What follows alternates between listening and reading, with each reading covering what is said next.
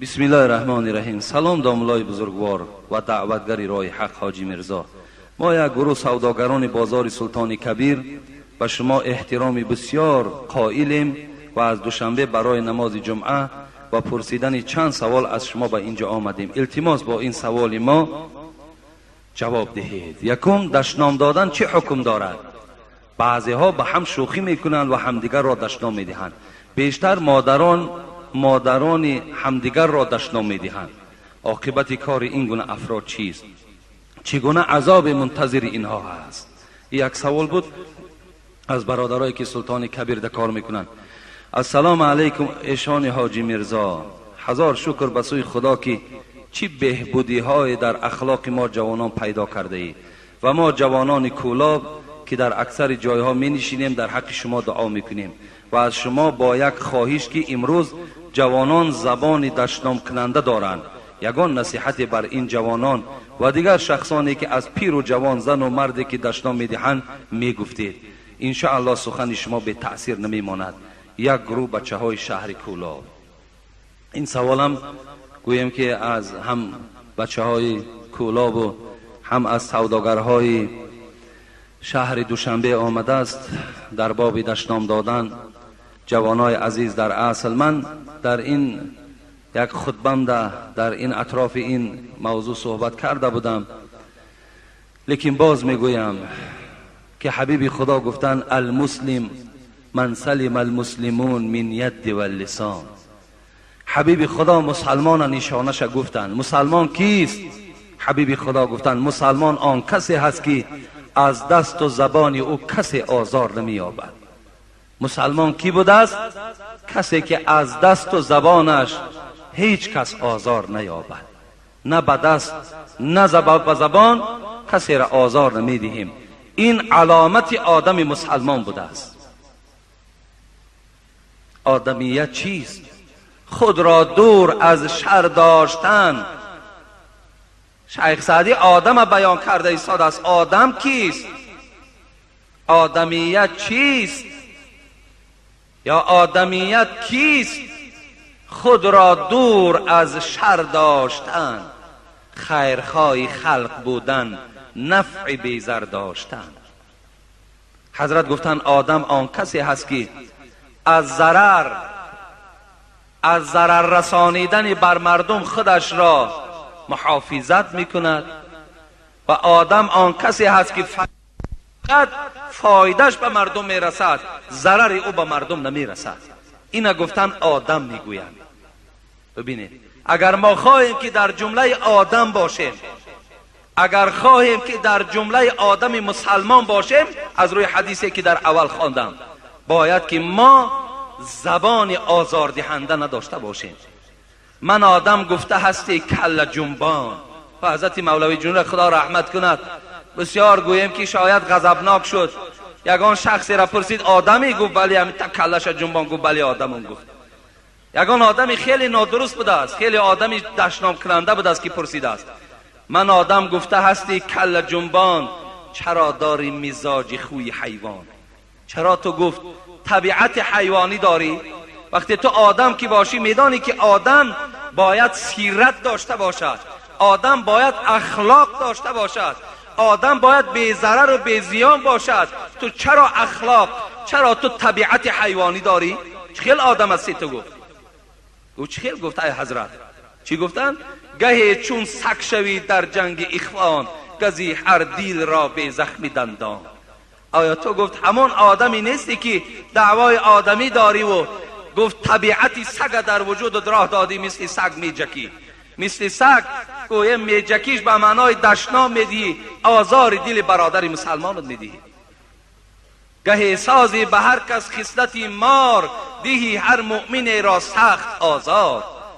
تو همون آدمی نیستی که خصلت ما را در وجودت راه دادی که دل بنده های خدا را آزار میدهی. آیا اگر شما را کسی دشنام دهد دل شما آزرده نمی شود؟ آزرده می شود، دل شما درمند می شود. آدم مسلمان، آدم مؤمن باید دشنام کننده نباشد. آدم دشنام کننده رسول اکرم گفتن سباب المسلم فسوق و قتاله کفر. کسی که آدم مسلمان دشنام میدهد وای فاسق است گفت. فاسق شاهدیش در نکاح در مذهب امام اعظم درست نیست. آدمی دشنام دهنده را در نکاح اگر کسی داند نمی دشنام کننده است در نکاح وای ما شاهد نمیگیریم. فاسق درست نیست شاهدیش. نماز در پیش در آید نماز مکروه است. کسی که دشنام میدهد. صحابه پیغمبر به نام ربیعه اسلمی بود. بار میگوید با ابوبکر صدیق رضی الله عنه یک جای نشسته بودند. به ناگاه میگوید ابوبکر صدیق یک کلمه را برای من گفتند که ربیعه اسلمی میگوید. کمی من ناراحت شدم. البته هیچگاه ابوبکر صدیق وای از مادر دشنام نداد. هیچگاه ابوبکر صدیق وای لعنت نگفت، طعنش نکرد.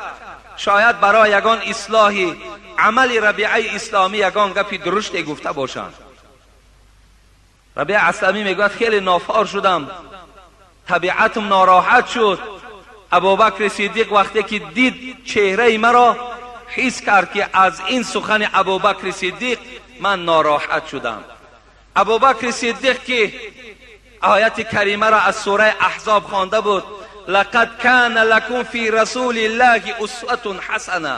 پروردگار گفت ای پیروای محمد، شما را گفت، ما را گفت، ای پیروای محمد صلی الله علیه و سلم، زندگی پیغمبر، زبان پیغمبر، حیات پیغمبر، رفتار پیغمبر باید برای شما درس باشد. شما تمام عبرت و عبادت و درس از حبیب من محمد گیرید. گفت خداوند. حبیب خدا زبانی دشنام کننده نداشتند، اخلاق حمیده داشتند، اخلاق خوب داشتند. حضرت انس میگوید بهترین مردم از روی آداب حبیب خدا محمد صلی الله علیه و سلم است. اونقدر آدابی داشتند که حتی از معامله خوبش آدم مسلمان میشد. حکایه میارن که بار میگوید نگاه کرد یک مادری را که خیلی پیرانسال است در مکه مکرمه و در دستش میگوید همین مال زیاد داشت، گویم در همون سدکه ها چیزی بسیار خرید کرده بود و این مادر بسیار بزور میرفت، بارش از نیم بود. رسول اکرم صلی الله علیه و سلم با این قدر درجات و مرتبه که داشتن دوان به پیش این مادر رفتن. سدکه های این میگه از دستش همون بار و چیزی که در دست این مادر بود برداشت و مادر گفت برابر من آمدن بگیر، من تا خانه تو این بار تو را میبرم. این کمپیر میگوید این مادر برابر محمد صلی الله علیه و سلم قدم میزد. وقتی در اثنای راه این مادر چی گفت؟ گفت ای جوان، گفت میدانی که در مکه مکرمه یک جوان برآمده است به نام محمد. نشناختن که این محمد است.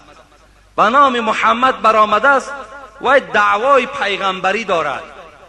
بچم گفت اصلا در دین وی داخل نشو، وی دین پدر و مادر ما را گفت بیکار میکنه. رسول اکرم صلی الله علیه و سلم در برابر این سخن مادر چی گفتن؟ گفتن ای مادر، گفتن همان محمدی که تو میگویی که دین وی دین ناحق است، در دین او داخل نشو، همون محمد من هستم. گفت این مادر گفتن تو هستی؟ گفت بله من هستم. گفت اگر همون محمد تو باشی و این اخلاق و این رفتاری که از تو میبینم، قسم بر خدای تو که من به تو ایمان آوردم. ببین از اخلاق رسول اکرم، از رفتار و زبان شیرینش، یک مادری که گویا مشرک بود اسلام قبول کرد. رسول اکرم صلی الله، حضرت ابوبکر صدیق این آیت را از سوره احزاب خوانده بود که برای شما باید رسول اکرم حیاتش، رفتارش، گفتارش الگو باشد، درس باشد. در حال میگوید به طرف ربیعه اسلمی چی گفت؟ ای ربیعه، گفت در برابر این سخن درشتی که من بر تو گفتم تو هم بر من بگو تا که برابر شوی. ابوبکر صدیق بهترین انسان بعد رسول اکرم، شخصی که با دو نفر پروردگار سلام فرستادگی است، یکی ابوبکر است، یکی حضرت خدیجه است، خسر رسول اکرم صلی الله علیه و سلم، یکی از عشره مبشره. در حال حیات رسول اکرم گفت یا ابوبکر انت فی الجنه، تو جنتی هستی. همین ابوبکر صدیق چی گفت در برابر این سخنی که من گفتم؟ ای ربیعه، یک کلمه را تکرار کن که باید برابر شویم. ربیعه اسلمی گفتن نه، گفتن من نمیگویم. گفتن حضرت ابوبکر چی گفتن؟ گفتن قسم به خدا اگر در برابر این سخن من چیزی بر من نگویی، به رسول اکرم گفت من تو را خبر بدهم، نزد رسول الله از پشت تو گله میکنم. خیس از جاش میگرد نزد رسول اکرم رفت حضرت ابوبکر.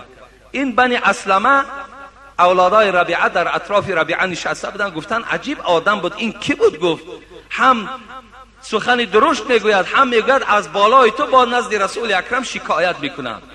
ربیعه گفت این مردم گفت زبان تا نگه دارین، این ابوبکر است. گفت این ابوبکر است. گفت اگر با شرطی که ابوبکر از من ملال شود، رسول اکرم از من ملال می شود. گفت اگر رسول اکرم از من ملال شود، الله از من ملال می شود. از این خاطر گفت زبان حقارت از ابوبکر نگه دارید.